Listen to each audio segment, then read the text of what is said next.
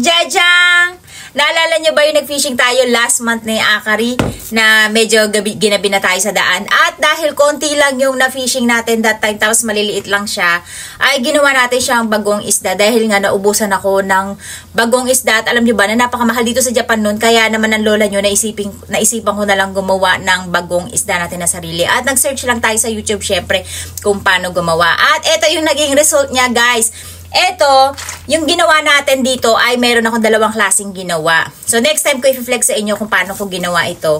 At that time, manguhuli tayo yung mas madami para hindi tayo masyadong mapahiya. Kasi ang konti lang talaga nung isda na nahuli namin nun. Wala pa mga 20 yata. Kaya, ito, ginawa natin dito, dalawang klase. So, yung isa natin, with hasang.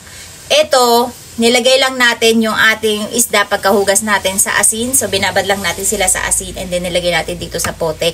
So, namama yun, guys. As is yun na may hasang. Ayan. At ito yung kanyang resulta, guys. Tingnan nyo, nalulusaw pala kapag kasama yung hasang. At ito naman yung pangalawa natin na ginawa without hasang na. Ayan. So, nakita nyo yung asin niya, hindi siya na-dissolve. So, ang ibig sabihin, yung hasang pala talaga ang nakakapagpa-dissolve doon sa bagoong isda, sa paggawa ng bagong isda. Kasi, ayan, as is talaga siya, guys. So, tingnan nyo. Kaya yung bagong isda, naglalabas din siya ng mabangong aroma dahil din dun sa hasang na na-dissolve sa sobrang alat. Ayan siya, guys. At yung amoy niya, besh, ay perfect. Amoy na amoy ng amoy isda, na bagong isda. At alam nyo ba, guys, na maganda rin tong pandilig sa inyong mga halaman. Siguro kung mga isang timbang tubig, isang cup lang nito, ihalo nyo lang sa inyong pandilig. At kung meron kayong spray na pandilig, pwede nyo siyang gamitin. Pero make it sure ay masasala nyo siya kasi may mga, syempre, mga na-dissolve na mga tinik-tinik dyan, diba? Para hindi siya bumara dun sa inyong pandilig, ay siya yung spray sa inyong mga dahon para hindi sila magka-apins kung apins ang problema nyo, guys. Ayan. Tapos, pwede din siyang pataba sa lupa. So, katulad ng sinabi ko sa inyo, sa isang timbang tubig ay isang cup lang siya.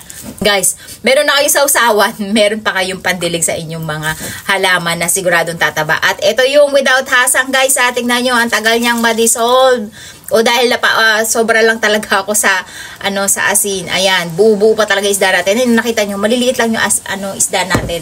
At ito naman yung with hasang. Ayan, grabe, guys, ang laki palang tipid kapag tayo mismo yung gumawa ng bagong isda. Kaya ayan, tingnan nyo, what if pagka next time na season ng mga isdang maliliit dito sa atin, ay mas marami tayong magagawas. Kaya mag-iipon ako ng maraming bote para marami tayong bagong isda. So, ayan na, guys, nakakatuwa lang kasi, diba, dati bumibili ko ay napakamahal ng isang bote dito, nasa 700 yen yata o 800 yen din. Pero ito ngayon, tingnan mo, libre na tayo. Bagong isda!